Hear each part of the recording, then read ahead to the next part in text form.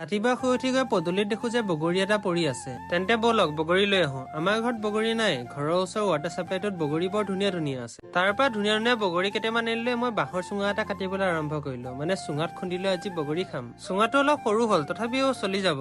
চুঙাটো ধুনীয়াকৈ চাফ চিকুণ কৰি লৈ মই বগৰী কেইটামান লৈ পথাৰ পালোগৈ। বগৰীকেইটা যথেষ্ট মিঠা আছে। প্ৰথমতে মই বগৰী দুটামান লৈ চুঙাটোৰ ভিতৰত সুমুৱাই দি তাত দুটামান জলকীয়া আৰু অকমান ধনিয়া পাত দি লৈ তাক মই খুন্দিবলৈ আৰম্ভ কৰিলো। বতৰৰ ফল বতৰত খালে ভাল লাগে। আজি বতৰটো সেমেকা, তথাপিও চলি যাব। ৰ'দত হলে বেছি খাই ভাল লাগে।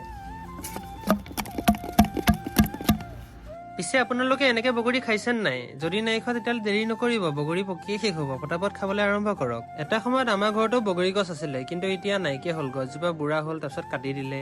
যদি আপোনালোকৰ ঘৰত ধুনীয়া সঁচৰ বগৰী পুলি আছে তেতিয়াহ'লে মোক দিবচোন দেই। কথা পাতি থাকোতে বগৰী প্ৰায় হৈয়ে গ'ল। ভন্টিও আহি পালেহি। বগৰীত নিমখ সানিবলৈ ভয় লাগিছে, কাৰণ বগৰীত যিকেইটা জলকীয়া দিয়া আছে পাছত মোৰ হাতখন পুৰি থাকিব। মই বোলো মাক কলো, মা তুমিয়ে সানি দিয়া। তাৰ পাছত কলপাত এখনত মায়ে মোক অকমান দিলে। ময়ো বোলো অকণ টেষ্ট কৰি চাওঁ।